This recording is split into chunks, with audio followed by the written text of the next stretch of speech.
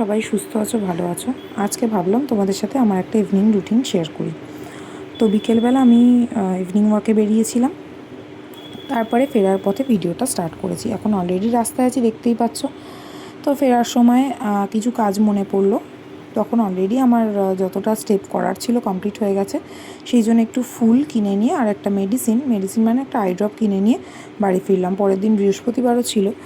চোখে কদিন ধরে খুব ইচিং হচ্ছে, সেই জন্য একটা আই ড্রপ কিনে এনেছিলাম। তো বেশ উপকার দিয়েছে ওটা দিয়ে। তারপরে বাড়িতে এসে যে কাজগুলো থাকে, নর্মালি আমি ফ্রেশ হলাম, হয়ে সন্ধে দেওয়া, এই কাজগুলো করে সন্ধেবেলা আমি একটু গ্রিন টি খাই। তো এই গ্রিন টিটা বানিয়ে নিয়ে ভাবলাম তারপরে ঠাকুরের বাসন টাসনগুলো মেজে নিই।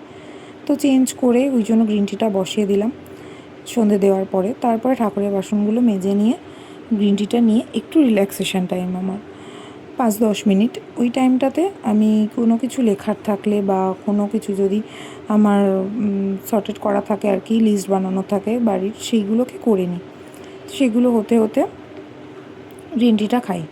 তো এটা করতে করতে হঠাৎ মনে পড়লো যে আমাকে একটু আইব্রো করতেও আজকে যেতে হবে। যদিও বা বেশি দূরে না, বেরোবো না, আমাদের বাড়ির সামনেই একজন কাকিমা আইব্রো করে, আর খুব ভালোই করে, মানে সুব্রতদের বাড়ির একদম অপোজিট বাড়িটাতে।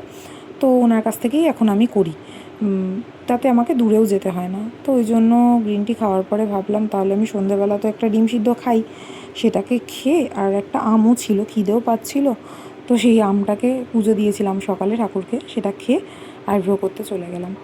এবার আইব্রো করে এ বাড়ি এসে দেখি প্রায় তখন রাত 9টা বাজে। তো আমাকে ডিনারও বানাতে হতো, তাহলে এই টাইমটা আমি সন্ধ্যে টাইমটা একটু পড়তে বসি। সেদিন পড়তে বসা হয়নি, সেই জন্য ডিনারটা বানিয়ে নিলাম। যে আমি রাতে শ্যামা চাল খাই, তার সাথে যেদিন যেরকম থাকে, মাছ থাকে বা যাই থাকে সেটার সাথে।